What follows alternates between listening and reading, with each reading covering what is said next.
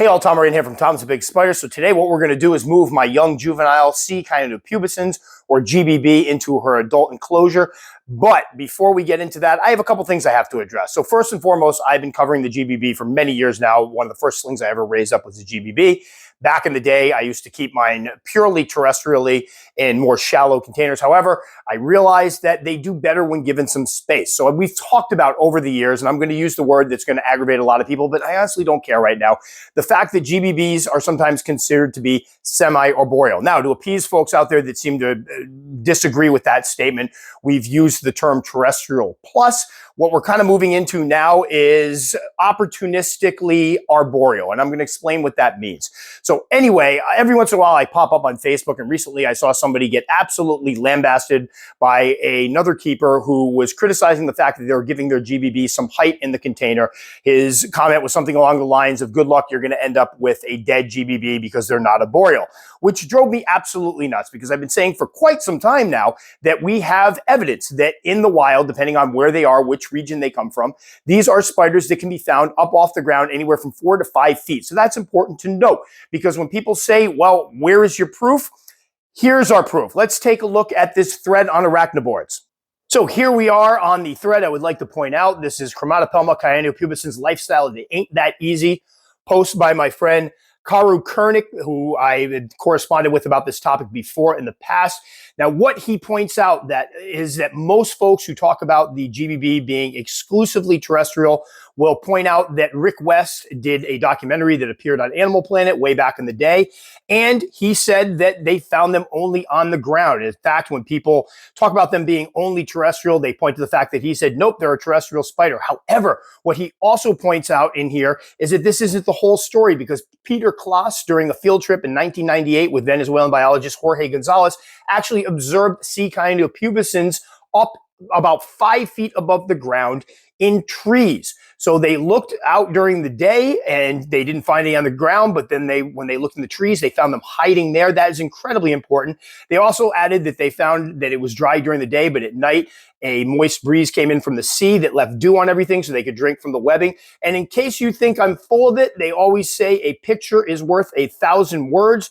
So there is the scrubland that they're looking for them in. There's somebody right in there.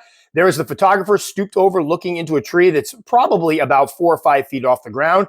And in case you're wondering what he's looking at, there is the GBB up in a tree. So if you don't want to call them semi-arboreal, although I have to point out that an animal that's semi-arboreal will be both on the ground and up in the tree, not exclusively in both, then we can at least say that they are opportunistically arboreal, meaning that if the conditions on the ground don't suffice, they will come up off of the ground into the trees and exhibit some of those arboreal behaviors. So if anybody is having a hard time, a difficult time with people not believing them when they say this, or they are criticizing you for giving them a little extra height in their enclosures, please feel free to send them this link to Arachnoboards, which is an incredible source for anybody that's in the hobby, and let them read this. And hopefully at this point, they will recognize that maybe they were incorrect, they were misinformed, and we can move on beyond this supposed controversial topic.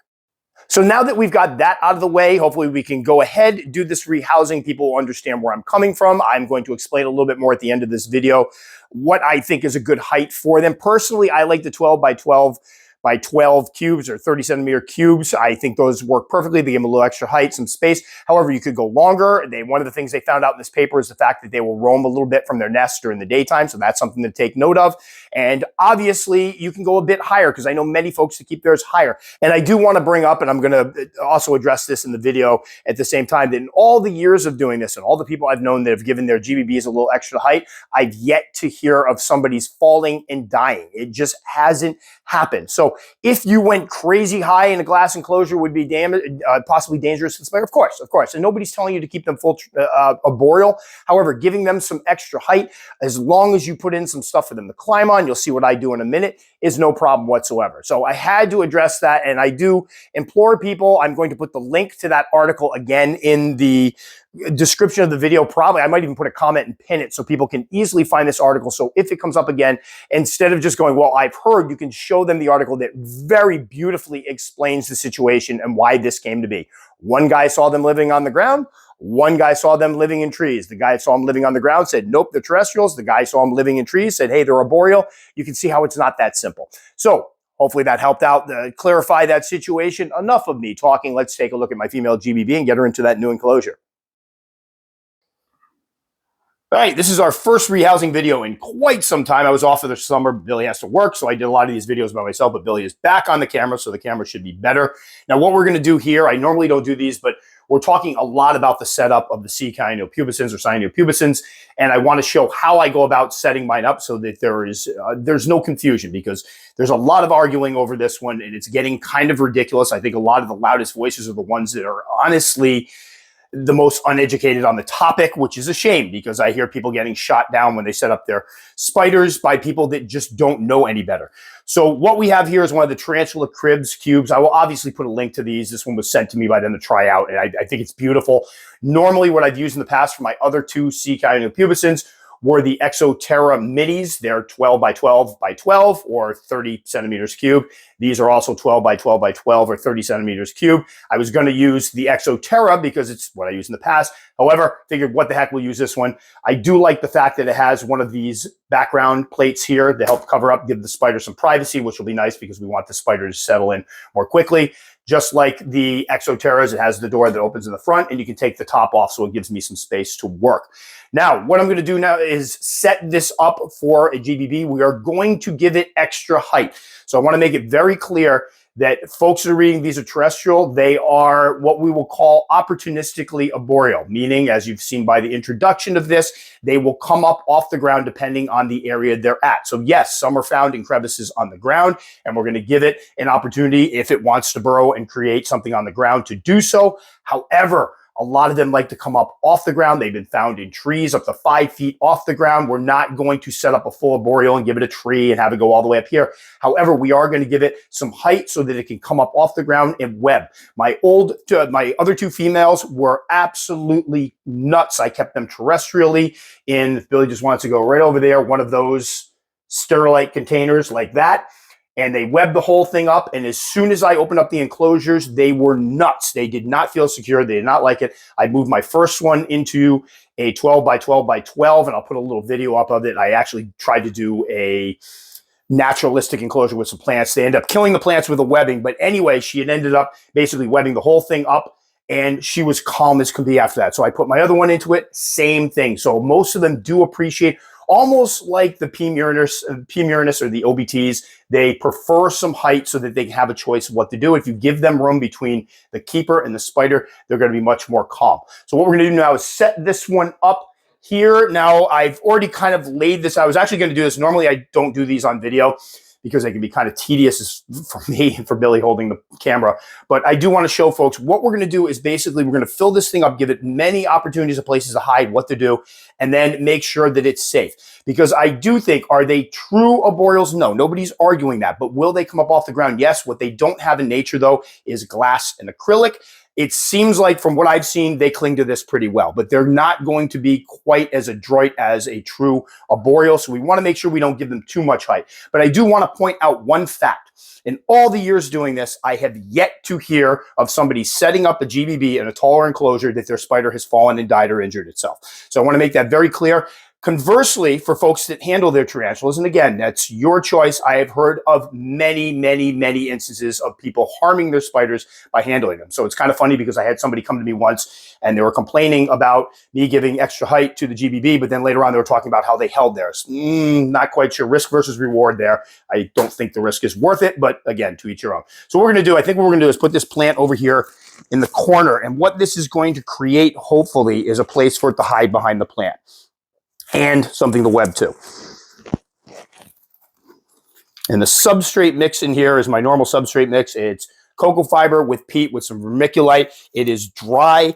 This is a species that comes from areas that are often dry during the day, but they found out at nighttime, a very moist wind comes in and they get dew, which is great because if you've ever kept these, a lot of times if you mist them down at night, you mist the webbing down, just carefully spray over it so it goes, close it, you'll see them come out and drink from the webbing, which would make a lot of sense considering where they come from. So what we're going to try to do here, and I was messing with this before, but I didn't want to completely cheat, is we're going to try to give it basically a tunnel in here And we're going to create a little area under here as well. So it's all about giving it choice as far as where it's going to settle in, especially because it's going to take it a little while before it's completely comfortable.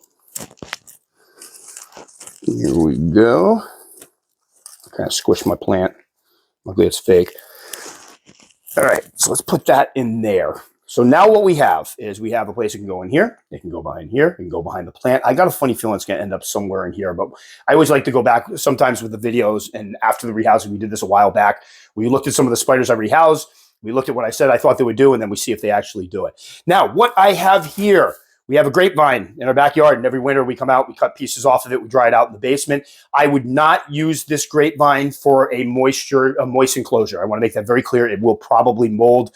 This stuff here will start falling off, it'll mold up. However, for a dry enclosure, especially one that's going to be protected with webbing, it's not bad. So what we're going to try to do is put some grapevine in here to create, again, some places for it to web to. I'm going to put the water dish here. Actually, what I'm also going to do before we get going, I have some terrarium sphagnum moss. This is going to be used dry. I'm not going to moisten up, but it's going to make it look a little prettier.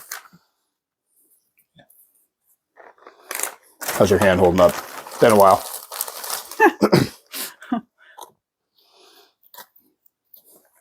A little bit just to make it look pretty. This is, now, here's the deal. Whatever you do to your GBB's enclosure, please recognize it's probably going to be, I love to use the word, festooned or covered in webbing. So it's not going to stay that pretty for long. So don't be surprised when 2 years from now I show her and all of this is covered with webbing. Now what we're going to do is try to put this here. And maybe we'll put one more piece in. And what we're trying to do here is make sure there's the one thing you want to make sure of is obviously if the spider's going to be climbing, that there are no jagged pieces that it could fall on. Put that right in there and turn this down. There we go. So now now it's got a spot that it can web from. I have a funny feeling what we're going to get eventually is like a teepee that comes down from here. So Billy's doing the hard part here as usual. So now this is set up for this spider to, if it wants to live terrestrially, go down here. Sometimes they're found in the bases of bushes. They have been found in cracks in the ground. They web up little areas in the ground, but they've also been found up in trees. So we're going to give it an option. This is not, I want to make it very clear. Years ago, I had somebody contact me and I was really upset with it because I really pride myself on having the most up-to-date husbandry on it. And I referred to them as semi-arboreal. Now, a semi-arboreal animal is one that doesn't necessarily live all the time in the trees, but it can go up in the trees. It can be on the ground. So it would fit with this, but people tend to freak out because as soon as they hear arboreal, people put them in arboreal enclosures. And I tried to explain, this person was like, you're giving people misinformation. You're killing spiders. Well, A, I've yet to hear of a spider dying or a GBB dying from a taller enclosure. But B, they are in the wild. They are opportunistically arboreal, meaning they may be on the ground. They may come up in a tree. And we want to give them that ability. I do find it funny that when we talk about arboreal spiders, these are spiders that are found sometimes 5, 10, 12 feet, even higher up off the ground in the trees. Nobody has an enclosure that's that high. A lot of times what we put our arboreals in are something that's 12 inches, which is not very high at all. Or I've heard of people putting their GBBs in the ones that are 16. So it would be like this high, 16 inches high. They put extra substrate in, a bunch of plants, and they do just fine in those. I would not put mine in one that big, but I know of several people who have and have had no issues whatsoever because, again, it's not that far off the ground. They are quite nimble for a terrestrial. They are not as fat as most terrestrials. And as a result, they can climb a bit and you don't have to worry about, like, say, if it was a Brachypelma hammeri, if you've seen how thick the abdomens get, how fat the abdomens get, if that spider were to climb up too high and fall, it could rupture its abdomen. GBBs, one of the biggest issues people have with them is the abdomens don't get that plump when they're ready to molt. So all of a sudden the spider has webbed itself up. It's not coming out. They're freaking out like, what's wrong with my spider? It stopped eating because it's not as fat as some of the other terrestrials. So there is our enclosure setup. What we're going to do now is we're going to break. We're going to go get the spider. And we're going to get it into this new enclosure and talk a bit about the care of it, what I've kept it in. And hopefully what will happen is she'll go and adopt one of these areas and sit there and be nice and comfortable while I do my talking. All right, so before we open this up, because I have a funny feeling she's immediately going to bolt, let me give you a little information about the history of this spider. I got this one as a sling. She was 3/4 of an inch or 2 centimeters back in April of 2022. At that time, and I'll show a little footage here, I had her in one of the acrylic cylinders. It's probably right around 24 ounces or so, but I had one on hand. I thought it would look a little prettier. I love seeing GBBs because this is one of the species of tarantulas that they are pretty as adults. They are pretty as juveniles. They are pretty as slings. They just go through amazing stages. There's some people that honestly prefer the sling stage to the adults in terms of looks with all that gold on it. But anyway, we rehoused her into this in December of 2023. It's about, I believe, 9 inches by 8 inches by maybe 9.5 inches or 23 by 20 by 24 centimeters.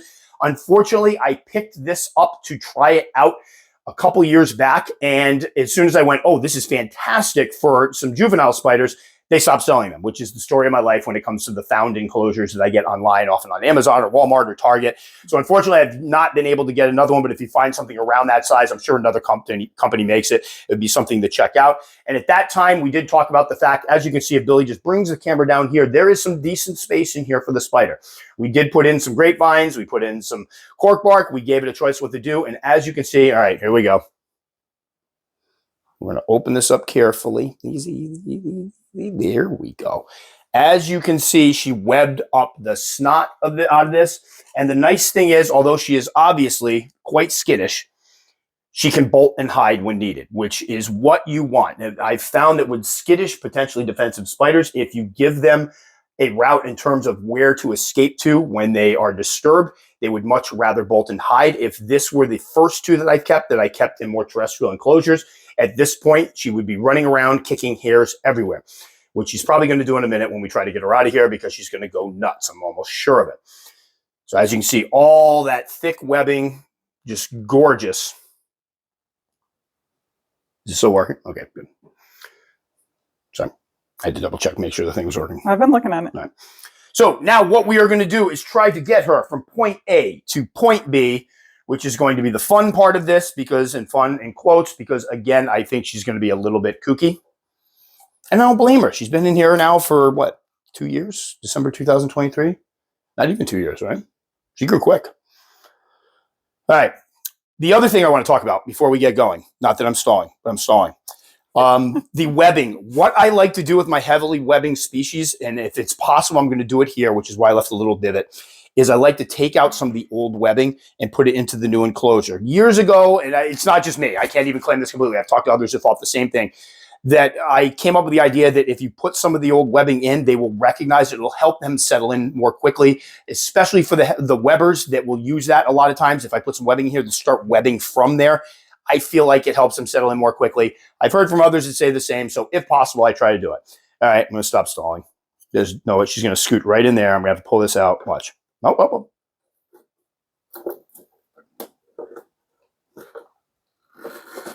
No. No. Whoa, that's a new one. Did you see that?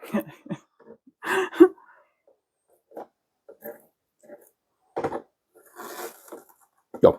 There we go. No. Either I'm out of practice or she went in. I usually, once you get them in here, they go up and you're fine. They normally don't go crazy. All right, so let's do something here. Let's see if I can get some of this. I'm going to hold this over here. Oh boy. What are you going to do? Nothing for now. Let me just put this right here. There we go. Perfect. All right, so if Billy comes over here for a minute, you can see how the original setup was. This is all the grapevine, which hasn't molded or anything. And then I had, much like what I did in there, several pieces of cork bark for her to hide underneath. Oh, good. I got some ones back with the plant. People have asked me, what do I do with these? I don't throw them away. My big thing is if a spider dies in something, it's gone. Even if it's old age, it's more of a superstition thing. But in this case, what I will do is use a toothbrush, obviously one that hasn't been used, and I'll clean all the webbing off, wash it, soak it, and clean them up before I use them again. But what we're going to do is try to grab some of this webbing here, if it allows me to do so. Where are my scissors? Dang it, I had my scissors earlier, and I'm like, I'm going to need these. Oh, well, I guess we're tearing it. This stuff is so thick. Again, I've explained, anybody that's had silk shirts, are those still a thing, or is that a 90s thing? Oh, man, I think it's a 90s thing. No, well. Anyway, back in the 90s, they used to sell, silk shirts became very popular, dating ourselves here. And it feels a lot like the silk shirt. That didn't work at all. All right, you know what? Let's do this.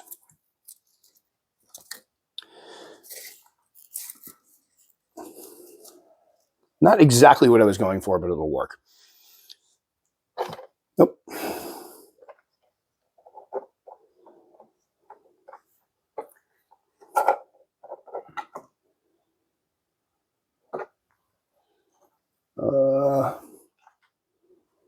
Where do we want her to go to? I think she's going to go right.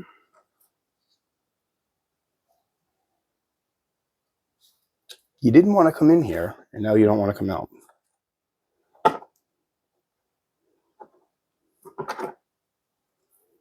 All right. There you go. There she is. She didn't kick at all. I'm actually shocked. I thought for sure we'd get some kicking. So that's what we ideally want to see. She's going to hunker down probably in there in a minute. You need a flashlight on her, or is she showing up? Gorgeous spiders. One of my all-time favorites. I've explained before, this is one of the first species that I raised up as a sling. I think they make excellent beginner slings as long as you're ready for a little speed. I've said this before. This tends to be the spider that folks that have kept more of the regular Grammostola, Phonopelma, Brachypelma, Pletocotyls, they're not used to a spider that can move as quickly as this. Now, when you get into old worlds, I'm going to warn you in advance, old worlds move much more quickly than a GBB can, but they are a nice little stepping stone for folks that are looking to keep something a little faster. What a beauty. So Billy backs up for a sec. Well, actually, you don't have to back up. I can do my talking. So as far as growth rate, obviously, I got this one as a 3/4 inch sling back in April 2022. It's about 3.5 years later, and she's a young adult, so they grow rather quickly overall. The moisture thing, I want to point out something here. Let me grab, you don't have to back up yet, but oh crap, do I have a cup? Let me get a cup. I'm going to show you guys something that I use for species that tend to web up their water dishes. Because what's going to happen is we have this nice little water dish in here, as you can see right in there. And eventually what you will probably do is web right over top of it. Now for my heavy webbers, what I usually do, and I do this with my OBT as well, if she webs up the water dish, instead of trying to pluck it out and pull out all the webbing, which is going to disturb the spider, I take one of these cups, I place it inside, and I fill that up. If that one gets webbed over, I do the same thing again. You can even take a pair of aquarium scissors and trim the webbing out so it drops right in. But I found, again, like in their natural habitat, I found that the majority of mine will drink right from the webbing. So before I go to bed at night, when I'm up here kind of tooling around in the tarantula room, I will take it out. I will sprinkle. You can either use, here we go. You can use one of these, kind of spray some stuff on the webbing, which works great, which doesn't disturb the spider. As you can see, she's not freaking out at all. Or if you missed it, what I usually like to do with misting, we'll do it over this one. Don't spray the spider. That's going to disturb the spider. It's going to freak out. What I like to do is almost like when you're supposed to put cologne or perfume on and you spray it and you walk through it, I spray it over the top so it goes down in. If you've noticed, it's settling. Hopefully that's showing up. It's settling down in, and that doesn't disturb the spider as much. So when you talk about misting, that is going to disturb the spider over top of it. Just carefully letting it come down. It has a more naturalistic feel, like dew coming down. They're usually fine with that. As far as eating, these guys are amazing eaters as slings. They're amazing eaters as juveniles, amazing eaters as adults. As slings, I usually feed them twice a week. Juveniles, usually once a week or once every other week, depending on the size of the meal. And then for adults, it's always, well, I should say always, usually every 3 weeks to 4 weeks or so. This one here, she's a hungry little girl. I tend to feed her more often than that because I love feeding her and I love the feeding response. So I'm trying to think if there's anything else. So I think my final thought on this, and I'll probably reiterate this in the end because I usually pick my points that I'm going to keep going over and over because people don't want to listen.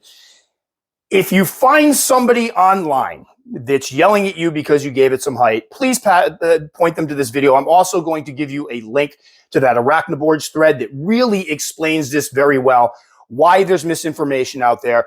I think a lot of this comes from Rick West, was the one that had the video on, or the documentary on Animal Planet, where he found the GBBs out in their natural environment and all of them were on the ground, which is great. But then we have other people who have gone out and found them and they're above the ground. So they're very adaptable. So we need to keep that in mind. So for folks who are out there yelling at people, because I literally had somebody send me an email not that long ago, they had put them into a 12-inch cube and the guy said, it's not a boreal, you're going to have a dead spider. That's just ignorance. So we got to inform people and we got to do it politely. But again, what bothers me and one of my biggest pet peeves in the world is people that are ignorant and don't seem to recognize that they don't know what they're talking about. And willful ignorance, when you tell somebody or show them evidence that their idea is wrong and they choose to ignore it, which I've had happen to me when I've sent them links to that article and they don't, I'm not even bothering to read that. They're terrestrial. Great. Now you're being willfully ignorant. You're choosing not to take information that's presented to you. That's an issue. And we don't really have room for that when it comes to animal care. So GBB, green bottle blue, Chromatopelma cyaneo or cyaneopubescens, an amazing species. There she goes. Oh, get a little footage of her creeping around. Just a gorgeous spider. I don't know how much more I have to say here, but we're going to watch her just for a second. Yeah, she's stopping. We can stop now, I guess. That'll be it for this. Billy's always waiting for my final thing to say we're done with the video, but when she started moving, I kind of like to get images of them moving as well. That'll do it for this one. Off to the outro. So once again, to be clear, I do the 12-inch cubes. You could do something that's 12 by 12 longer, give them some space. I haven't tried that yet. I may eventually in the future, if I get another one, or maybe with this one, she gets a little bit bigger, be something interesting to check out to see if they do wander a bit or if they web the whole thing up. Obviously, they're huge webbers, and that's something you got to keep in mind, which is one of the reasons why you want to give them that extra space. So some people will ask me, can I put them in an exoterritorial? Those are 12 by 12 by, I believe, about 16 to 18 inches or so, or I believe 30 centimeters by 30 centimeters by, I don't know the centimeters for the height, but they're about yay tall. Yes, you could. I know several people who have used those, but keep in mind, they're not putting a little substrate in the bottom, a hide, and leaving all that space up. Most of them will use background, so you want to put in a cork background. I've used them before. They're great. You glue them right in the back, gives them something to grip to, because again, yes, they're up in trees out in the wild, but one thing they don't have to contend with is glass or acrylic, so that's something to keep in mind. The other thing I would do is with the substrate, I would angle it so that it is coming up maybe 6-7 inches in the back, which would take some of the height down, and then lots of plants, fake vines, things going across. What people will find is a lot of times they'll go right up to the top, start webbing from there. But you want to make sure, obviously, you don't want the spider to fall from the top into an empty aquarium. You want there to be things for it to grab onto while it anchors, while it climbs, while it explores. So again, is this going to pop up again in the future? I'm not going to kid myself into thinking it's not. Somebody's going to go out there and make another comment that you've got too much space, even though it's only 12 inches or so. And hopefully, though, you can point them in the direction and they'll educate themselves. In some cases, it's just people are ignorant, and not saying ignorant as a slam, ignorant as they just don't have all the facts. However, if you give them the facts and they still say this, well, then they're choosing to be ignorant. That's a choice. And unfortunately, there's nothing we can do about that. So that'll do it for me. As always, if you liked it enough to subscribe, very much appreciate. Click the little circle up in there. I'm going to put some more videos in there. I'll put some other GBB videos over in here. You take the time to comment. I'll take the time to respond. Just know it can take me a little while. Guys, as always, stay safe, and we'll catch you all next time.